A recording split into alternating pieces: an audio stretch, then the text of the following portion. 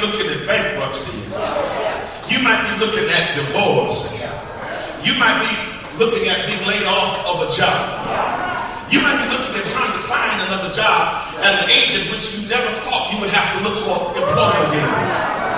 You might be looking at changing the whole economic base of your life because of something that has changed in your life. But can I get you to stop looking through your lens?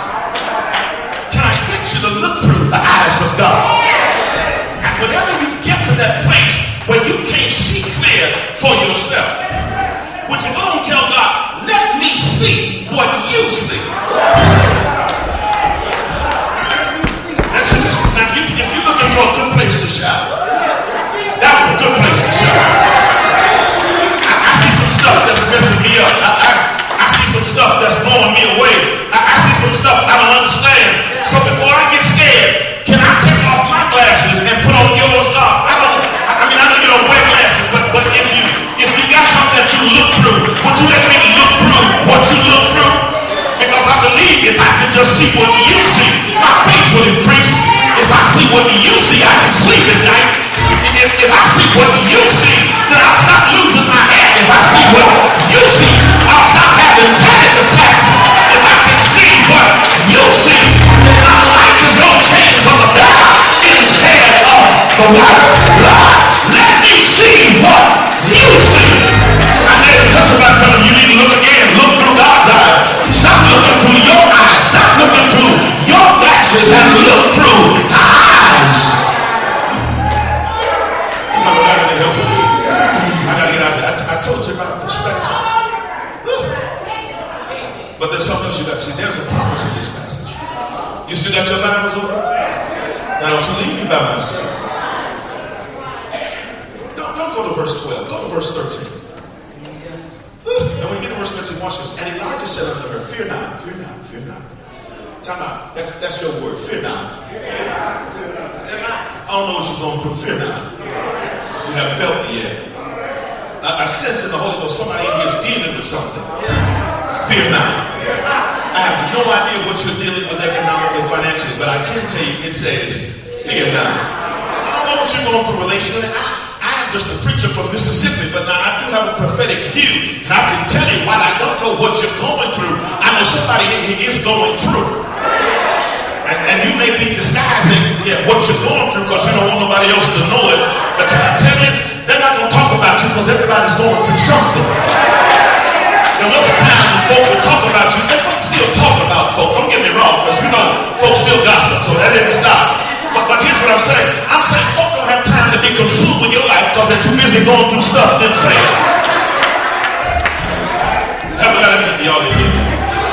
Fear not. Somebody shout, fear not. Go and do as thou hast said. Watch this. But make me thereof a little cake first. Bring it unto me, and after make for thee and thy son. For thus saith the Lord God of Israel, the barrel of meal shall not waste, neither shall the cruse of oil fail, to the day that the Lord sendeth rain upon the earth. But here's the blessing. And she went and did according to the saying of Elijah. And she and he and her house did eat many days. The barrel of meal wasted not, neither did the cruse of oil fail. Watch this. According to the word of the Lord, which he spake by Elijah. Did y'all see that in the passage? Somebody shout, promise. Now he says to her, make me a cake first. He asked her initially for water, and while she's on the way to get water, he says, can you bring me something to eat? A loose translation of the text is that he's looking for the possibility of her having bread. She doesn't really have anything but raw commodities. She's going to make something, but she doesn't have it in its completed state yet. Haven't got any help in here. And he says to her, in the midst of understanding what she has not made, what she has not done, but understanding what she does have, he says, make me a cake first. Haven't got any help in here.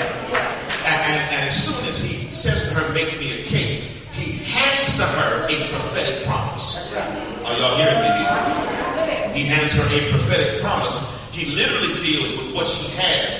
He says, the meal barrel shall not waste, and the cruse of oil shall not fail until the day that the Lord sendeth rain upon the earth.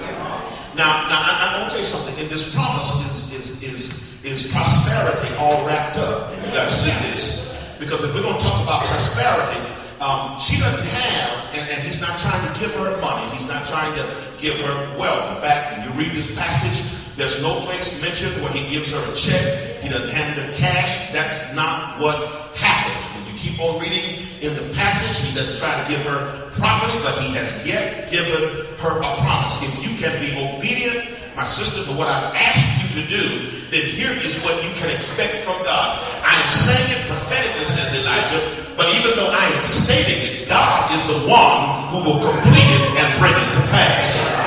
Haven't got any help in here. And you got to ask yourself, first of all, she's not a Jew, so she's not in relationship with God. So what would make this woman at her last hear the promise of the prophet and give up to him what she had decided to make only for she and her son? Here it is. He gives her something more valuable than what she already has. That he doesn't give her or promise to her meal for the rest of the day. He promises her that what she has will never run out.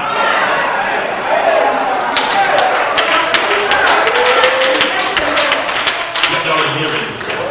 And this is where folk get in trouble in the 21st century church, because, watch this, we're always asking the Lord to bless me, but we're not talking to him about being blessed.